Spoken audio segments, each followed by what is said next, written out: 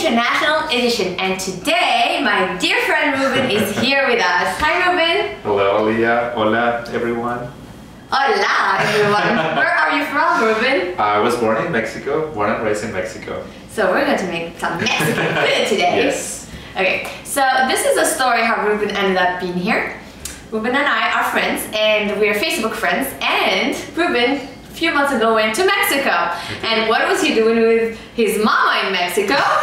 Well, I was getting some cooking lessons from my mom. And he was posting pictures on Facebook. And I'm like, ding, ding, ding, ding, ding. Oh, Ruben is with his mama cooking, so he needs to come here and show us all these good recipes.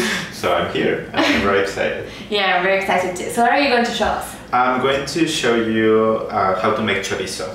Chorizo. That's true. Okay, this is my cat. Hi everyone.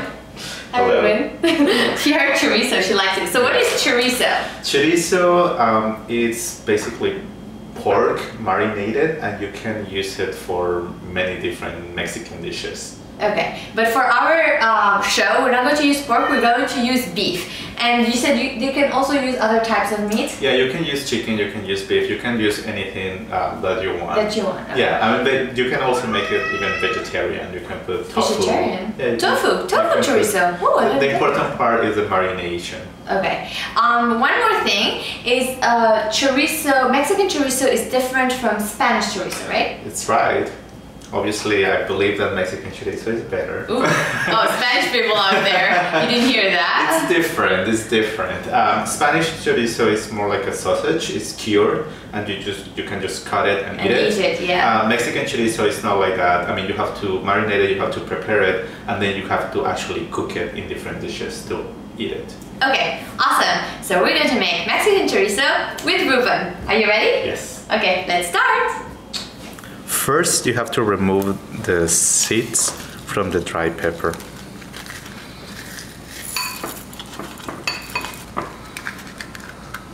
You boil the water and start adding the ancho chili peppers. You have to boil them until their skin starts to peel off. So after around 30 minutes of boiling, you can see that the skin starts to peel off, and that's when you know that the chilies are ready. So Ruben, now what do we do with these beautiful thingies? So now that you have the chili peppers, you can remove the skin if you like. My mom does it. So more work? A little bit more of work. So then you have to blend all the ingredients. So we can skip the skin? We don't have to remove the skin? You don't have to. Okay, good. We like easy stuff. We don't like too much work. So we put it in the blender, yeah. The food processor. Yum. Okay. And then here you have some spices. Yeah, so you have salt, cumin, and cloves. Okay. And then you add the garlic. The garlic.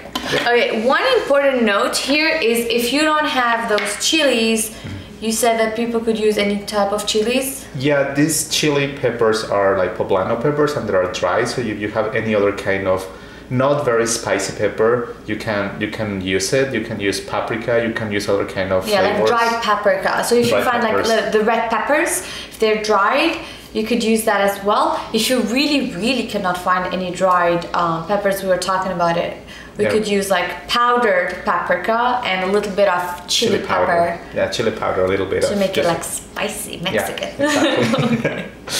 Cool. Now you have to blend all the ingredients, and to help the blending, you add a little bit of apple vinegar. Yeah, so we're using apple vinegar. Again, if you don't have apple vinegar, you can just use white vinegar. It's fine as well. Yeah, so make sure you scrape the sides so everything gets blended. Especially the garlic. You don't want to have the whole piece of garlic in your mouth. So you add enough vinegar for it to blend well. Correct. Yeah. Okay, we're trying to get a paste. Again, if you don't have the peppers, you use the spices, and then you'll have a mixture of spices, not a paste. Correct. Okay. So now we got our paste. It's very smooth, and I actually tasted it. It's very yummy. So the only ingredient that is missing is the oregano. You have to put this at the end so it doesn't get the flavor like soy in the paste. So in the paste, yeah. So then you add it. And you just mix. Yum. Okay. paste done. Next step. Good. Now we do the meat, right? Correct. So per your instructions, so Ruben sent me instructions the day before to prepare the meat. So what did you tell me to do? What you had to do was to cut the meat in little pieces, put it in a bowl that is plastic or glass, and add vinegar. The vinegar had to cover the whole pieces of meat, and then a little bit of salt. Let it sit for at least 24 hours. And after that, then you have to drain all the vinegar from the meat. Okay. I think I missed the salt. Oh, did you? I actually think I missed the salt. Does it matter? It's okay because it's going to have salt with the paste. From the paste. Yeah. So just add the salt to the vinegar and then cover it and keep it. Okay, so now we drain it. Yes. I mean, you have to make sure that it's not there's not a lot of liquid left. Okay. So that's why you have to drain. Cool. Okay, you hold it. I squeeze it. See, that's team effort. You hold, I squeeze. It's good.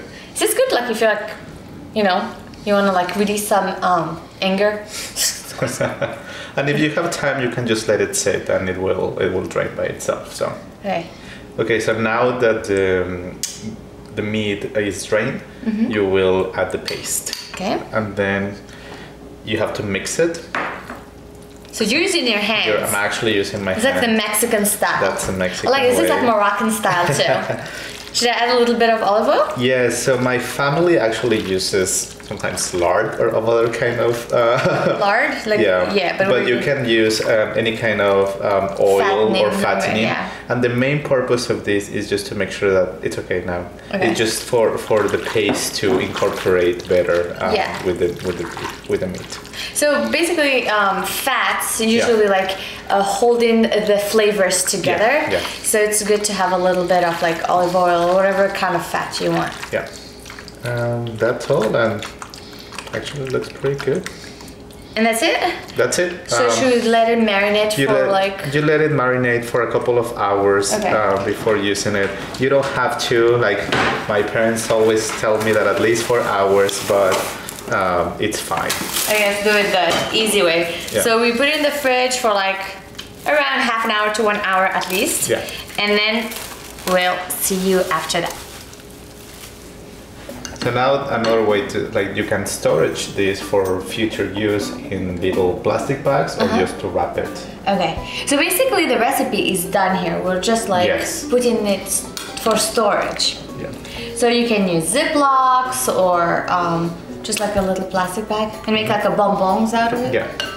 And you like to do like individual servings so you can like easily take it out, or how do you do it? Yeah, usually it will be like individual servings, or I mean, if you already know that you're going to make a big party, then you don't have to even you can put everything in just one Ziploc, and when you're ready to use it, it's good. Okay. Good to go. Okay, good serving. Like, servings is good. So see here, it's like a bonbon, and then you can just like hold it up. And that's it, and then put it in another container so you have those little individual servings. So when you want to use it, you take one from the freezer, let it defrost, and then cook it. Yay!